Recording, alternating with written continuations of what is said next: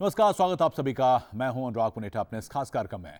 प्रधानमंत्री Narendra Modi north east के दौरे पर हैं। सिक्किम पहुंचे, जहां पर उन्होंने न सिर्फ अपने भाषण में सिक्किम में जिस तरह से जैविक खेती की तरफ रुझान गया है या फिर वहां डेवलपमेंट है उसकी तरफ रुझान दिया, लेकिन अगर प्रधानमंत्री के दौरों की बात की जाए, वो चाहे चुनाव से पहले हो या फिर अभी हाल फिलहाल में हो, और बीजेपी एक पार्टी के तौर पर नॉर्थ ईस्ट की तरफ रुझान पिछले कुछ समय में या फिर 2014 में इस सरकार के आने के बाद बढ़ा है। वो लुक ईस्ट पॉलिसी को उन्होंने एक्ट ईस्ट पॉलिसी के तौर पर तब्दील करने की बात हो, नॉर्थ ईस्ट से 24 और या सिक्किम की अगर एक सीट को मिला लिया जाए तो 25 सीटों की बात हो, बीजेपी उन सीटों पर अपना ध्यान केंद्रित करना चाहती है। राष्ट्रीय पार्टी के तौर पर कांग्रेस लगातार एक बड़ी पार्टी के तौर पर रही है, लेकिन पिछले कुछ समय में बीजेपी ने वहां पर अपने पैर फैलाने की कोशिश की है। आसाम बहुत महत्वपूर्ण एक राज्य हो सकता है जिसमें कि आने वाले समय में विधानसभा चुनाव भी है।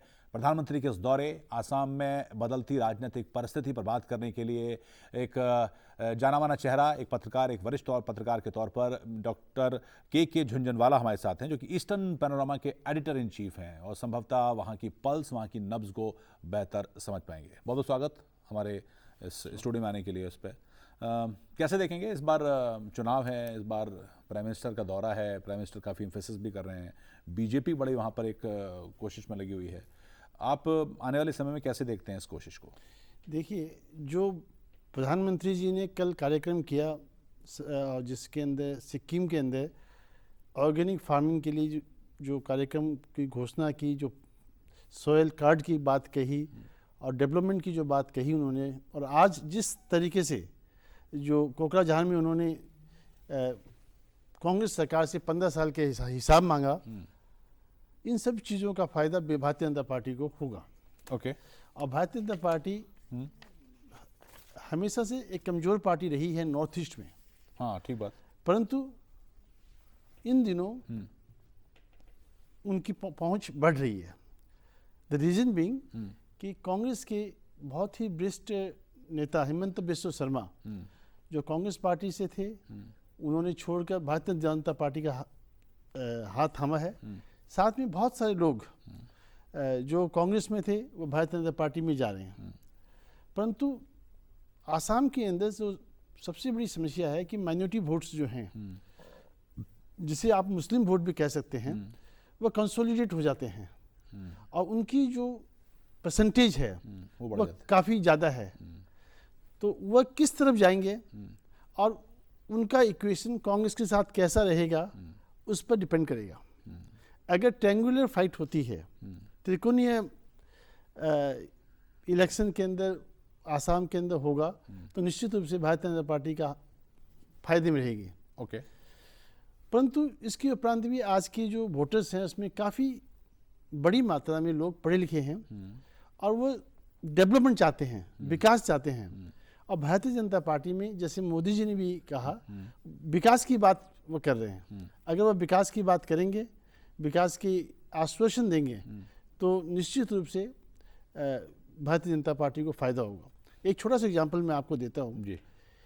नॉर्थ ईस्ट में बहुत सारी डेवलपमेंटल स्कीम्स बहुत साल से चल रही है और वो कोई भी स्कीम समय पर ख़त्म नहीं होती है। तो अभी जैसे ब्रॉडगेज लाइन गुवाहाटी से सिलचर इनोग्रेशन हो गई। अब उसका पब्लिक को इतना फ़ायदा मिला कि जो लोग 700 रुपये देकर सिलचर से गुवाहाटी आते थे, आज वो 115 रुपये में आराम से बैठकर एसी के अंदर आ रहे हैं। ठीक बात। तो इससे क्या मोबिलिटी बढ़ी और ट्रेन इज 100% सक्सेसफुल। तो नॉर्थ ईस्ट में क्या है कि कनेक्टिविटी इज़ ए प्रॉब्लम। ठीक बात। और जितनी कनेक्टिविटी का यहाँ पर डेवलपमेंट आएगा, उतनी ही विकास अपने आप रफ्तार लेगी। एक चीज़ जो कही जाती है या रेस्ट ऑफ इंडिया समझता है कि नॉर्थ ईस्ट एक बहुत ही खूबसूरत राज्य है का एक समूह, और लेकिन एक एलिनेशन दिखाई देता है वहाँ पर लोगों में। वो एलिनेशन भी किस वजह से आपको लगता है? सिर्फ इस वजह से, और एक डेवलपमेंट इशू वहाँ पर हमेशा रहा है कि डेवलप उतना नहीं हो पाया वो। देखिए, जहाँ तक एलिनेशन का सवाल है, इसका एक बहुत छोटा सा और बहुत ही ताज़ा उदाहरण मैं आपको देना चाहूँगा कि कल हमारे प्रधानमंत्री जी सिक्किम में थे। बिल्कुल। और आज मैंने सारे अखबारों को पलट के देखा, किसी भी फर्स्ट पेज के अंदर उस न्यूज़ का कोई जिक्र नहीं था। दिल्ली से निकलने वाले अखबार, दिल्ली वाले इसमें निकलने वाले किसी भी अखबार का कोई जिक्र नहीं था। और मुझे ये कहने में कोई संकोच नहीं है कि दिल्ली के जो अखबार हैं या टेलीविज़न मीडिया है वो दिल्ली से बाहर देखने का उनको फुर्सत नहीं होती है। Delhi is the capital of India but Delhi is not India. ठीक बात। So we will have to embrace the people of North East. We have got only 2%, बहुत छोटी सी चिकन नेक है हमारी जो कि हिंदुस्तान से जोड़ती है। और इसके लिए ये ज़रूरी है कि हम नॉर्थ ईस्ट के लोगों को इमोशनली अपने साथ अटैच करें। ठीक बात। और इसके लिए ज़रूरी है कि वहाँ यहाँ के लोग वहाँ जाए और वहाँ के लोग यहाँ भी आएँ। ठीक बात। और जहाँ तक आपने टूरिज्म का जो सवाल बताया, I tell you it's a paradise on earth. ठीक बात। It's very beautiful. You have got lot of potential to develop this tourism in the northeast, and this BJP government, after they have come to the power in the recent, after Narendra Modi ji has come to the power, lot of initiative they have taken, and जहाँ तक fund का सवाल है, काफ़ी fund उन्होंने north east में दिया है। डिफरेंट टूरिज्म की जो स्कीम्स है उसके लिए उन्होंने दिया है। एक चीज़ और, बीजेपी को अगर हम वहाँ पार्टी के तौर पर देखें या फिर जो भी पार्टी का जो भी प्लान है, आपने कहा कि वहाँ एक बड़ा समस्या बांग्लादेश से माइग्रेट किए हुए शरणार्थी जो है कहा जाता है, जिसकी वजह से टेंशन भी रहती है, कम्युनल चीज़ें भी बढ़ती हैं। हमने इस गवर्नमेंट का इलेक्शन से पहले भी देखा था एज ए कैंपेन के तौर पर। क्या ये आरोप लगता है कि बीजेपी के वहाँ पावरफुल होते ही कम्युनल लाइन पर डिवाइड हो जाती, चीज़ें डिवाइड होती हैं? आसाम के लोग या नॉर्थ ईस्ट के लोग भी इस बात को मानते हैं क्या, और इससे बीजेपी को पार्टी के तौर पर कितना फ़ायदा होता है? नहीं, देखिए, ये निश्चित रूप से भारतीय जनता पार्टी को नॉर्थ ईस्ट के अंदर एक हिंदू पार्टी समझा जाता है। ओके। जैसे आज अगर राज्यों की बात करें, मेघालय है, मिजोरम है, नागालैंड है, ये क्रिश्चियन डोमिनेटेड स्टेट्स है। मणिपुर जो है, और मणिपुर में partly it is a Christian, partly it's a Hindu state, and Assam Hindu and the Muslims mixed. ठीक बात।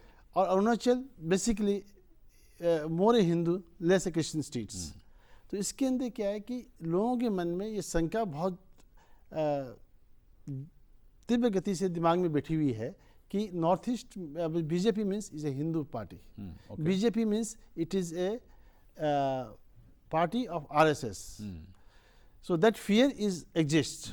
But in spite of that fear, let me tell you, the BJP is growing very fast in Northeast, particularly in Assam and Manipur. And recently, they have, in Meghalaya also, they have tried to revitalize the entire party system. What it appears to me, that BJP is serious about Northeast, BJP is concerned about Northeast, and they want to come up in the Northeast as a national party, a party with secular values. एक आपको लगता है कि एक insurgency के बारे में भी वहाँ पर कंसर्न होता है कि इंसर्जेंसी है नॉर्थ ईस्ट में और उसके चलते डेवलपमेंट संभवतः नहीं होगा? क्या इस गवर्नमेंट का उस